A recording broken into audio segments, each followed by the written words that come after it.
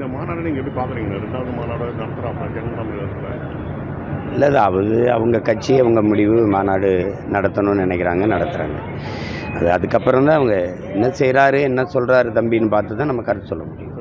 மக்களுக்கு முன்னாடி நம்ம என்ன கோட்பாடை வச்சு அரசியலை முன் வச்சு நகர போகிறோங்கிறத வச்சு தான் நம்ம பேச முடியும். சும்மா ஒரு கற்பனையில் மாநாடு அப்படி நடக்குதுங்கிறதுலையே நம்ம ஒரு கருத்து செலுத்த முடியாது.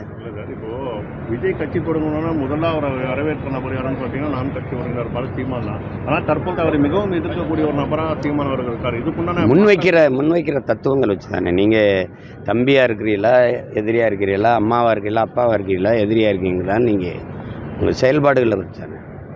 நீங்கள் திருப்பியும் வந்துக்கிட்டு அதே திராவிடம், அதே கோட்பாடு, அதே கொள்கை. திமுகவை ஒழிக்கிறதே ஒருத்தருக்கு லட்சியமாக இருக்க முடியாது. நான் என்ன செய்வேன்னா சொல்லணும்.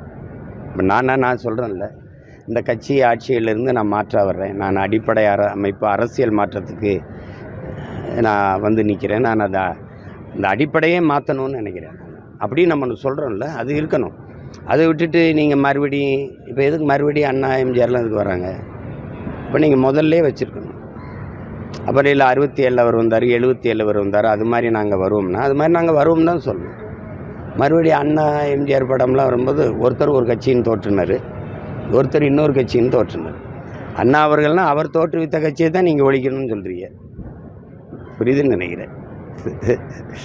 60 வருஷமாக இந்த நாட்டில் இந்த 2 தலைவர்களுடைய அரசியல் தான் இருக்குது. ஒன்று அண்ணா தொடங்கியது, இன்னொன்று ஐயா எம்ஜிஆர் அவர்கள் தொடங்கியது. இந்த 2 கட்சி தானே இருக்குது. இப்போ அடுத்த மாநாட்டில் அப்புறம் அம்மையார் ஜெயலலிதா, ஐயா எடப்பாடி படம்லாம் வருமா? அது ஒரு நேரத்துக்கு ஒன்று அப்படி செஞ்சுட்டே போகும்போது அது ஏற்புடையதாக இல்லை. அப்போ அவருக்கு பின்னாடி திரண்டிருக்கிற ரசிகர்கள் அவருக்கு நண்பிகளாக இருக்கலாம், எனக்கு தம்பி தங்கைகளாக இருக்காங்க. அவங்க எல்லாருடைய நல்வாழ்வுக்காக தான் நான் இவ்வளோ தூரம் அர்ப்பணிச்சு நின்று நம்ம போராடுறோம். அது நீங்கள் ஏற்கிறீங்க எதிர்க்கிறீங்க. அவங்களுக்கும் சரியான வழியை காட்ட வேண்டியது, சரியான அரசியல் பாதையை சொல்ல வேண்டியது முன்னாடி நிற்கிற நம்முடைய கடமை. அதுக்கு தான் சொல்கிறோம், சரியான தத்துவத்தை முன் வச்சு நகரணும். அப்போ புரியுதுன்னு நினைக்கிறேன். அது அவருக்கும் சேர்த்தான்னு சொல்கிறேன்.